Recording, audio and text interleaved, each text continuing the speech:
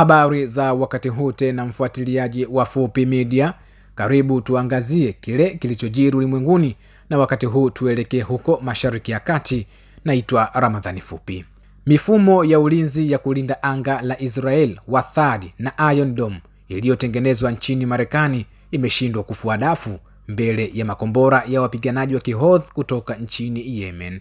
Wakati huu Wahouthi wa Yemen siku ya Ijumaa iliyopita wamerusha kombora kuelekea katika maeneo yanayokaliwa kimabavu na Israel, huku mifumo hiyo ya anga ya THAAD na Iron Dome ikishindwa kuzuia makombora hayo na kusababisha wananchi wa Israel kukimbilia kwenye mahandaki kwa hofu kubwa. Hayo ni kwa mujibu wa kituo cha habari cha serikali, ambapo pia kimeripoti kwamba Israel iliwasha mifumo ya ulinzi ya THAAD na Iron Dome kwa lengo la kuzuia kombora hilo, lakini mifumo hiyo ya ulinzi wa anga ilishindwa kuzuia kombora hilo kutoka kwa Wahouthi. Hii ni mara ya pili kwa mifumo hiyo ya ulinzi wa anga ya Israel yenye gharama kubwa kushindwa kuzuia makombora ya Wahouthi kutoka nchini Yemen. Hata hivyo, kwa mujibu wa gazeti la Israel la Yedioth Aharono, limeripoti kwamba safari za ndege katika uwanja wa Ben Gurion zimeahirishwa kufuatia mashambulizi makali ya Wahouthi kutoka nchini Yemen. Wakati hayo yakiendelea, kiongozi wa kundi la wapiganaji la Kihouthi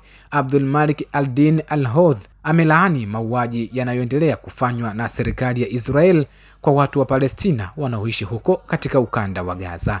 Abdul Malik al-Houthi ametoa wito kwa umma wa Kiislamu na ulimwengu kwa ujumla kuwa na msimamo dhidi ya dhuluma zinazofanywa na watu wa Israel dhidi ya wananchi wanaoishi katika ukanda wa Gaza.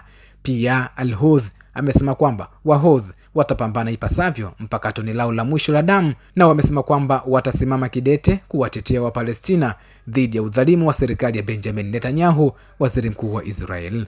Ikumbukwe Wahouthi walikuwa wakipambana na mataifa mawili, taifa la Israel pamoja na taifa la Marekani, lakini wakati huu bwana Donald Trump, rais wa Marekani, amefanya makubaliano na wapiganaji hao wa Kihouthi na wamekubaliana kwamba watasitisha vita kati ya Marekani na Wahouthi.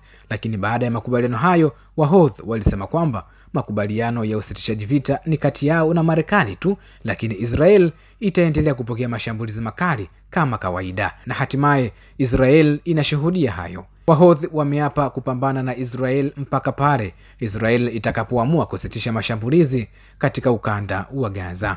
Mfuatiliaji wa Fupi Media, hayo ni machache yaliyojiri wakati huu. Usisahau kusubscribe, kulike, kushare na kukomenti.